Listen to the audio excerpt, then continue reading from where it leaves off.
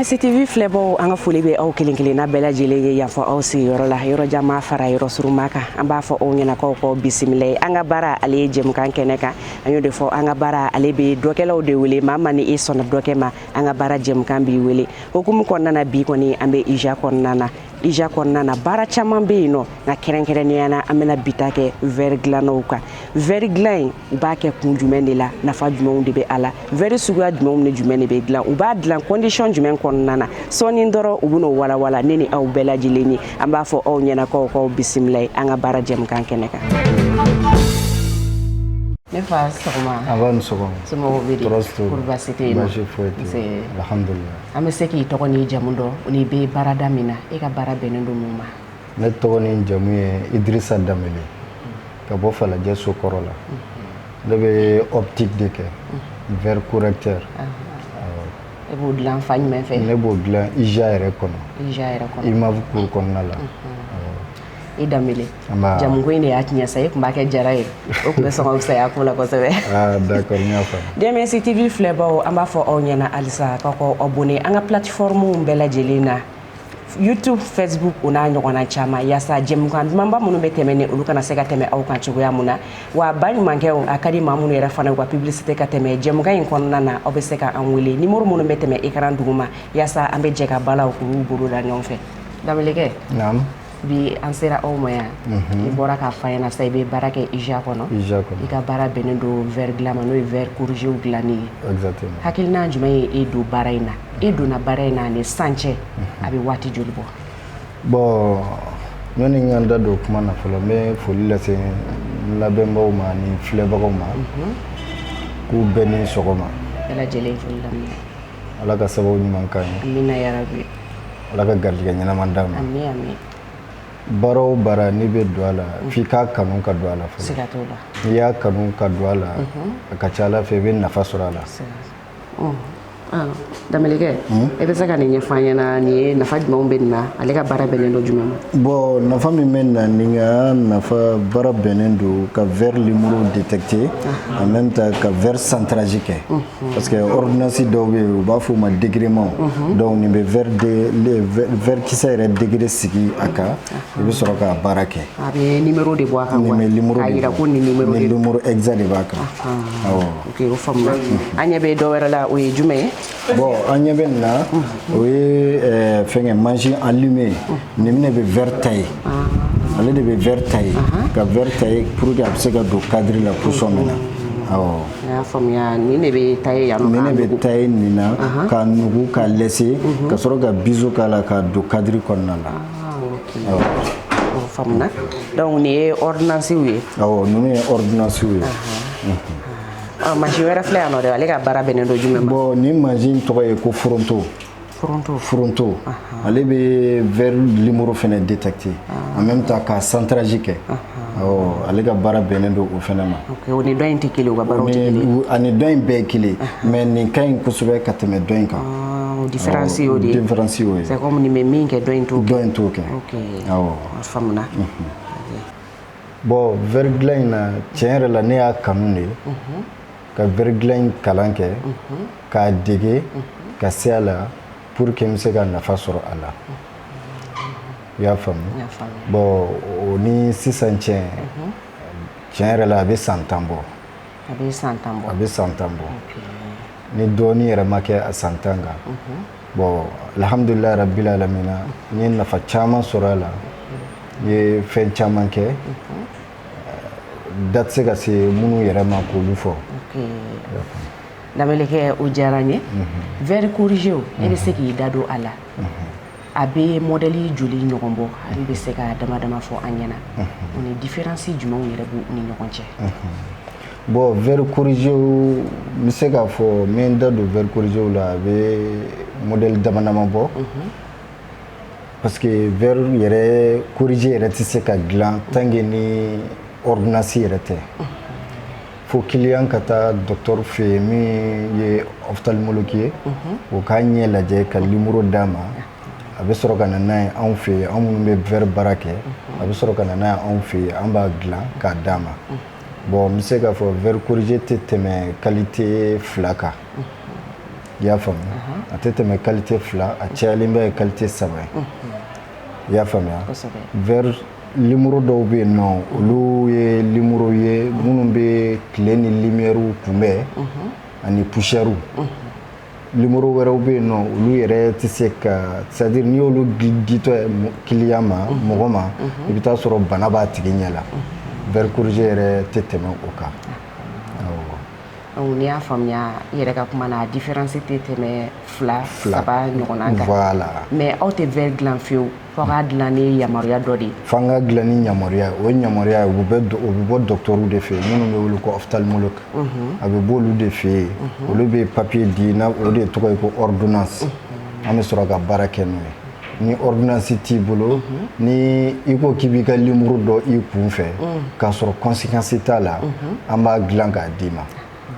I y'a faamu mais ni ordonnance t'i bolo e t'i ka limuru dɔ i kun fɛ vraiment an tɛ se k'a dilan an tɛ sɔn k'an da don o yɛrɛ la parce que a problème ka bon i y'a faamu awɔ. Ok o faamuna mais ɲɛ lajɛyɔrɔ yanni ka ordonnance di aw b'o baaraw kɛ aw fɛ yan nɔ wa walima aw bɛ taa kɛ yɔrɔ wɛrɛ de la ka se aw ma yan nɔ. bon ɲɛ baara bɛ kɛ anw yɛrɛ fɛ yan ɲɛ bɛ lajɛ anw fɛ yan u bɛ fura d'i ma fura min bɛ kɛ ɲɛ kan en même temps u bɛ verre ordonnance d'i ma fana i y'a faamuya bon n'a ka di ye n'i bɛ se ka taa kɛ yɔrɔ wɛrɛ ka na ni ordonnance ye anw fɛ yan an b'o fana baara kɛ awɔ. problème fosi t'o la i ye ɲɛ lajɛ o i y'a kɛ yɔrɔ wɛrɛ o i dan ye ka se ni ka ordonnance ye yan aw bɛ baara kɛ o hukumu kɔnɔna de la. Danbelikɛ o faamuna baara o baara i bɛ taa sɔrɔ gɛlɛya b'a la baara in kɔnɔna na e yɛrɛ ye gɛlɛya jumɛnw de sɔrɔ a la. bon baara o baara tiɲɛ yɛrɛ la gɛlɛya b'a ko kɔnɔna la yanni i ka ɲɛ sɔrɔ a la i bɛ gɛlɛya caman sɔrɔ mais i b'olu kun parce que baara kanu mana i don fɛn o fɛn na o gɛlɛya kɔni i b'o kun an ye gɛlɛya minnu sɔrɔ verre ko ta fanfɛlaw la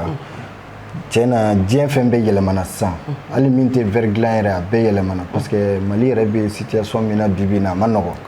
i y'a faamu an bɛ Ala de deli Ala ka na ni nɔgɔya ye min bɛ se ka an bɔ nin dingɛ in kɔnɔna la ɲɛnɛ tiɲɛ yɛrɛ la an ye gɛlɛya caman sɔrɔ verre ko in na bon an ye gɛlɛya min sɔrɔ verre ko in na ni da tɛ se ka se a bɛɛ lajɛlen ma mais fitininw an bɛ se k'olu fɔ an bɛ se ka fitininw fɔ a la an kɔni gɛlɛya dɔw bɛ yen u bɛ na anw fɛ yen a ye ɲɛ ma a ka verre dilan ye u bɛ se ka limuru fu d'i ma a ye verre dilan ye an bɛ verre dilan ka don an b'o limuru dilan k'o don o tigi ma o bɛ tila ka segin ka na tuguni ko an ma verre ɲɛnama d'a ma walima an ma ale ka verre dilan ka ɲɛ a b'a kumaw ci ka caya bon an b'a ɲininka yala i taara consultation kɛ a b'a fɔ ko non ale ma taa consultation kɛ mais ale ka limuru kɔrɔlen b'a kun na bon o ye gɛlɛya fɔlɔ ye gɛlɛya filanan ye min ye dɔw bɛ se ordonnance bɛ se ka di dɔw ma san 1 san 2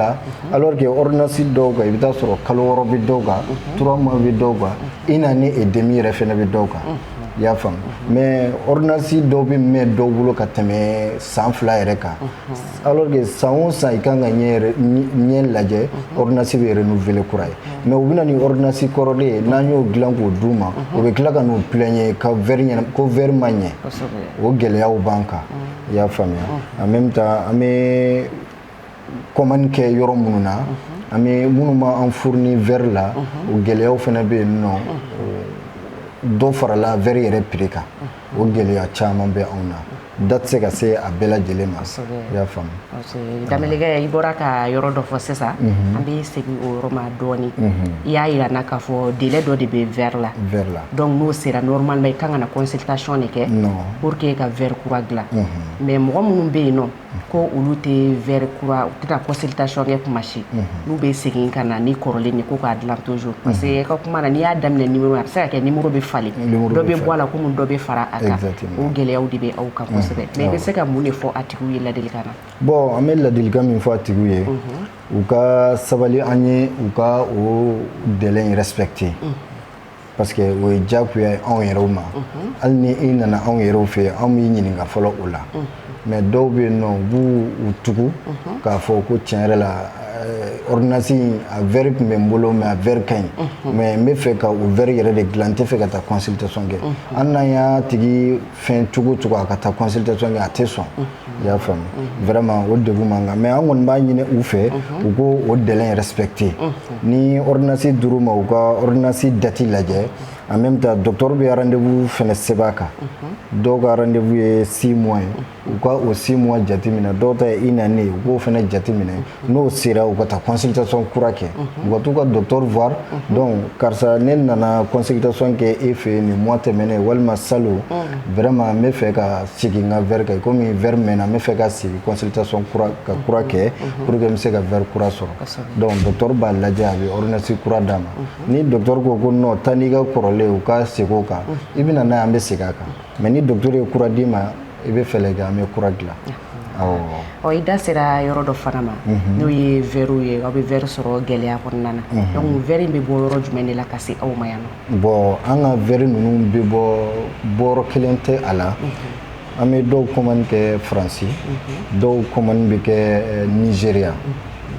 i y'a faamuya bɔrɔ kelen t'a la dɔw yɛrɛ bɛ commande kɛ Maroc ka na bɔrɔ kelen tɛ a la mais i bɛ taa sɔrɔ Nigeria verre ani Faransi taw Nigeria Faransi verre ka ɲi ka tɛmɛ Nigeria kan parce que Nigeria verre filɛ nin a ka fɛgɛ bon quantité min kan ka kɛ a anti-reflet la o quantité tɛ dafa kosɛbɛ mɔgɔ caman b'u plaigner ko n ka verre tɛ fin a tɛ fin anti-reflet k'a tɛ fin a tɛ fin normalement anti-reflet kan ka fin donc an b'o o kɔni ladilikan da donc an bɛ verre bɔ yɔrɔ min na o ye yɔrɔnin ye quoi n'i kumana baara gɛlɛya kan i kan ka kuma a nafa kan baara in yɛrɛ kɔnɔna na o ye nafa jumɛnw sɔrɔ a la bon alhamdulilayi rabbil alamin an ye nafa caman sɔrɔ verre ko in na i y'a faamuya o de kama kuma daminɛ n y'a f'i ye n'i ye fɛn o fɛn kanu i bɛ nafa sɔrɔ a la an ye nafa caman sɔrɔ a la i y'a faamuya bon da tɛ se ka se olu dɔw ma n'an ko k'an bɛ o dɔw fɔ daminɛkɛ mais hali n'a kɛra 1 ni 2 ɲɔgɔn ye kɔni u bɛ se ka ɲɛfɔ d'accord alhamdulilayi d'accord bon nafa min an ye nafa min sɔrɔ a la alhamdulilayi mɔgɔw bɛ an wele ka an féliciteli min kɛ o bɛɛ y'a nafa dɔ ye i y'a faamuya o bɛɛ y'a nafa dɔ ye hali k'a dan i bɛ activité min kɛ ani i mago bɛ besoin minnu na ni i yɛrɛ bɛ se k'i jɔ n'i ka besoin ye o bɛɛ y'a nafa dɔ ye i y'a faamuya awɔ nafa in kɔnɔna na sisan nɔ verre ninnu prix de fixelen b'a la aw fɛ yan nɔ aw prix bɛ se k'i da don la k'o fɔ an ɲɛna problème foyi t'a la o prix verre prix fixé don anw fɛ yan bon yan imavu yɛrɛ prix ni yɔrɔ caman prix tɛ kelen ye i y'a faamuya parce que an ka prix ye prix social ye i y'a faamu bon verre min bɛ verre dɔw bɛ yen an ka prix b'a daminɛ 10 000 la 9 000 la ka taa se 20 000 ma i y'a faamu o y'an ka prix gɛlɛmanba yɛrɛ ye bon verre qualité dɔw bɛ yen n'i sera olu ma olu ka ca dɔɔnin mais en dehors d'ici o wariw ka ca ka tɛmɛ anw fɛnɛ fɛ yen kan i y'a faamuya an ka verre gɛlɛman kɔni dan ye 20 000 francs 30 000 mais ni verre tɛmɛna o kan parce que dɔw fɛnɛ verre qualité ka ca dɔw b'a fɔ ko n bɛ fɛ ka n ka verre 2 combiner ɲɔgɔn na loyer ni prix ka 2 combiner ɲɔgɔn na bon olu prix fɛnɛ b'u dama donc olu prix tɛ se ka taa daminɛ 30 000 la ka taa bila fo 90 000 la awɔ bon anw fɛ yen 30 000 verre ye yɔrɔ wɛrɛ o ye 60 ye walima 50 i y'a faamu komi an ka prix ye social ye bon an ka 90 000 verre ye yɔrɔ wɛrɛ o ye 125 ye dɔw yɛrɛ b'a kɛ 150 dɔw b'a kɛ hali 200 na i y'a faamu non u tɛ o différence de bɛ an ni yɔrɔ tɔw cɛ ne y'a faamuya aw ka prix ye o ka nɔgɔn ni yɔrɔ wɛrɛw ta ye yɔrɔ caman ye o faamuna Damilikɛ don n'a nataw la laɲini jumɛn yɛrɛ de bɛ e la baara in kɔnɔna na bon don n'a nataw la ne bɛ laɲini min kɛ baara in kɔnɔna la n bɛ fɛ ɲɛmɔgɔ minnu bɛ yen u ka fɛɛrɛ kɛ ka anw dɛmɛ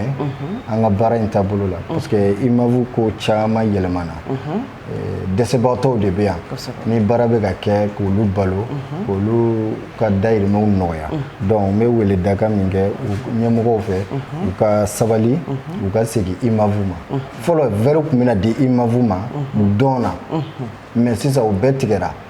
parce que bon mɔgɔ tɛ se ka jigin mɔgɔ la parce que jamana in ko bɛ ɲagami na mais an bɛ hali bi an bɛ weledakan bila ɲɛmɔgɔw ma u ka fɛɛrɛ kɛ u ka segin ka na IMAV dɛmɛ banabaatɔ caman bɛ yan nɔ minnu dɛsɛlen don u yɛrɛ kɔrɔ bon baara yɔrɔ minnu bɛ IMAV kɔnɔna la olu bɛ baara kɛ ka wari kɛ ka olu de labalo i y'a faamu donc an bɛ weledakan kɛ u ka ɲɛ anw ma u ka segin ka na anw boloma dɛmɛ an ka baara taabolo la pour que nɔgɔya bɛ se ka na anw ma cogoya min na o faamuna Damelikɛ n'i ye a jateminɛ maa caman bɛ yen nɔ u ka kɛnɛw sen u ka kɛnɛw bolo la alhamdulilayi foyi t'u la min b'u tɔɔrɔ farikolo la bana na u n'a ta bɛ u sigilen bɛ k'u bolo fila da u sen kan a dɔw ko n ye kalan min kɛ fo n k'a baara sɔrɔ dɔw yɛrɛ ma kalan kɛ nka baara yɛrɛ de man d'u ye k'u sigi mɔgɔ boloma kɔnɔ na e yɛrɛ bɛ se ka welewelekan jumɛn ni ladilikan jumɛn lase u ma yaasa u bɛ se ka wuli ka kɛ dɔkɛla ye bon ne bɛ weledakan min kɛ ka se olu ma o weledakan in u ka jate minɛ n ye nin kalan in kɛ mani fo n ka nin baara in sɔrɔ o tɛ se ka mɔgɔ kɛ fɛn ye i bɛ kalan dɔ kɛ ni Ala m'o sababu d'i ma i tɛ se k'o baara sɔrɔ bɛɛ ka wuli k'i jɔ k'i cɛsiri métier a ka gɛlɛn ko métier ka mɔgɔ bila i bɛ se ka métier kalan e n'a bɛ t'i da kaburu kɔnɔ lahara i bɛ se ka métier kalan i bɛ se ka mɔgɔ wɛrɛ ladɔnniya o tigi bɛ se ka a dayirimɛ sɔrɔ métier in kɔnɔna la cogoya min na n kɔni bɛ weledakan bila jeunes ma surtout denmisɛnninw ma u ka wuli k'u jɔ u ka métier dege n ye nin kalan in kɛ n ma nin baara in sɔrɔ n'i ye métier dege a ka ca Ala fɛ métier in bɛ n'i nafa don dɔ la i y'a faamu n kɔni b'o weledakan bila u ka sabali u ka wuli ka jɔ ka baara kɛ fɛn min ye métier u k'o ɲini k'o kɛ ok o diyara n ye Damelikɛ DMS TV filɛbagaw an b'a fɔ aw ɲɛna halisa k'aw abonné an ka plateforme bɛɛ lajɛlen na YouTube, Facebook o n'a ɲɔgɔnna caman yaasa an ka jɛmukan dumanba minnu bɛ bɔ olu kana se ka tɛmɛ aw kan cogoya mun na a ka di maa minnu ye aw ka publicité ka tɛmɛ jɛmukan in kɔnɔ dayɛlɛnnen don aw bɛɛ lajɛlen ye wa jɛmukan in a mago bɛ dɛmɛbaw la dɛmɛbaa jɛkulu a ye na aw ka jɛmukan in dɛmɛ sabula fɛn o fɛn n'a sigira dɔ kɛ kama fɛn o fɛn n'a sigira baara kama o ni dɛmɛ ka kan o tuma na an ka dayɛlɛnnen don bɛɛ lajɛlen ye numéro minnu bɛ tɛmɛ écran duguma aw bɛ se ka weleli k'o la ni Ala sɔnna ma an bɛ baaraw k'olu boloda ɲɔgɔn fɛ Damelikɛ jɛmukan kɔni a bɛ ɲini ka se a kuncɛyɔrɔ ma ladilikan ni welewelekan jumɛn ni folikan jumɛn bɛ e bolo ka ɲɛsin an limanaw ma ayiwa ladilikan ni folikan min bɛ n bolo n bɛ fɔlɔ ladilikan na fɔlɔ surtout an ka baara in kɔnɔna la an ka baara in ka gɛlɛn tiriki-tɔrɔkɔ ka bon n bɛ o ladilikan lase an ka baara jɛkulu mɔgɔw ma u ka sabali u k'u bolo da u dusu la client dɔw fɛ kuma ma nɔgɔn i y'a faamu donc u ka sabali u k'u bolo da u dusu la client dɔw mana na u ma ni rigueur ye u ka u la sabali u k'u u ka baara kɛ ka ɲɛ n b'o ladilikan kɔni lase u ma surtout verre dilan in kɔnɔna caman bɛ yen u bɛ ka don verre ko la k'a sɔrɔ u ma kalan kɛ dɔw bɛ yen nɔ u bɛ karisa ye karisa ye verre baara la a bɛ ka wari sɔrɔ a la i jɔ n yɛrɛ ka don a la a dɔw yɛrɛ bɛ yen u tɛ hali verre yɛrɛ monter cogo yɛrɛ dɔn u tɛ verre yɛrɛ numéro yɛrɛ dɔn mais u bɛ verre baara la ko parce que ko karisa b'a la ko wari bɛ sɔrɔ a la n bɛ ladilikan min fɔ u ka sabali u ka taa a kalan kɛ u ka sɔrɔ k'a baara kɛ ɲɔnɛ ni a problème ko k'a bɛ na don o don a tɛ nɔgɔya u fan fɛ parce que diɲɛlatigɛ fɛn o fɛn f'i k'a ɲɛɲini k'a dɔn fɔlɔ n'i m'a ɲɛɲini k'a dɔn a ka ca Ala fɛ i tɛ nafa sɔrɔ a la n b'o ladilikan fɔ u ye bon folikan min bɛ yen n bɛ lamɛnba jɛkulu bɛɛ lajɛlen fo kɛrɛnkɛrɛnnen ɲɛna aw yɛrɛw kɛrɛnkɛrɛnnen ɲɛna an ka président IMAV président n'o ye président Aji Bari ye n bɛ folikan bila ka taa s'u ma ani n yɛrɛ ka patron Adama Sidibe n bɛ folikan bila ka taa s'u ma ani baarakɛɲɔgɔn tɔw Karim Sidibe Abdou Sisako Abubakar Kamara n bɛ foli lase ninnu bɛɛ lajɛlen ma kɛrɛnkɛrɛnnen ɲɛna aw yɛrɛ mun nana anw kan ta ani k'an filmer ka aw bɛ anw dɛmɛ tiɲɛ yɛrɛ la foli kan ka lase aw yɛrɛ ma aw ka baara ya Rabi Ala ka a tiimako jira n na Ala ka aw nafalan bɔ aw ka baara la Ala k'an ka dugawu minɛ kirabɔ Muhamadu kama sɔli ala Muhamadu salim ala ka duwawu bɛɛ lajɛlen minɛ ne yɛrɛ ka daminɛlaka ye ko a bɛ ka kosɛbɛ kɛ o tɛ nin ye sa mais an bɛ sɔn k'i jamu falen an b'a kɛ jara ye o tɛna fisa e ma kosɛbɛ n'i y'a falen ka kɛ jara o tɛ bali ma parce que n ba yɛrɛ bɛ jara banna o de kɔsɔn i ɲɛna o tuma an b'i fo daminɛkɛ an yɛrɛ so yan sɔgɔmada in na a diyara n ye kosɛbɛ an b'aw fo dante foli min na